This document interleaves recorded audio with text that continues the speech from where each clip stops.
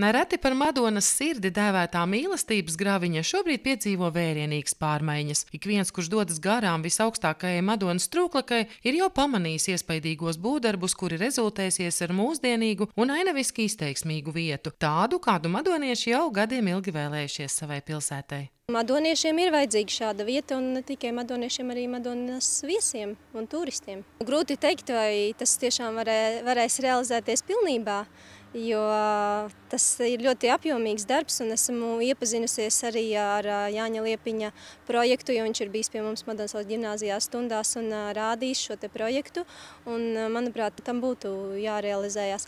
Varbūt, ja ne tik grandiozā līmenī, tad vismaz tuvu tam. Dzīvotāji tiešām prasa publisko ārtelpu labiekārtot, tas ir redzams aptaujās reizi no reizes. Un šis graviņas projekts bija iespēja ieguldīt publiskajā ārtelpā.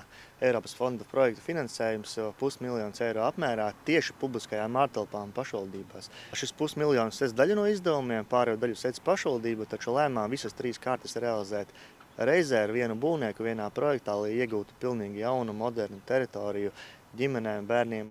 Neskaitāmas atpūtas vietiņi, stūrītis, aktivitātes, tas ir tas, kas sagaida mūs šeit priekšā.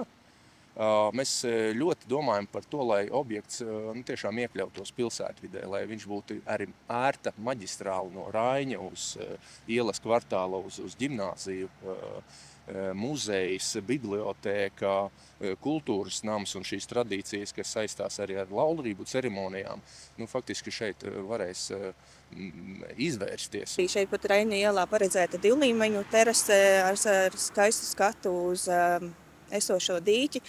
Tāpat ir paredzēta arī vairāk līmeņu platformas reliefā koka, nesteidzīgas atpūtas vietiņas uz koka laipas. Kā skaidro speciālisti, tieši šī koka laipu sistēma ir labiekārtojuma viens no centrālajiem akcentiem, kura ideiskais pamats ir 2013. gadā par godu novadniecei rakstniecei Ilzei Indrānei veidotais vides objekts Lazdu laipa. Līdztekus tam visa projekta ideja tiek balstīta uz videi draudzīgu risinājumu. Visi būvkonstrukciju risinājumi ir veidoti tā, lai respektētu esošo zemsedzi, arī reliefi, un lai tā būtu ērta, pieejama visiem. Ir izmantoti galvenokārt dabīgi materiāli, un kokaugu stādījumi tiks pakāpeniski atjaunoti.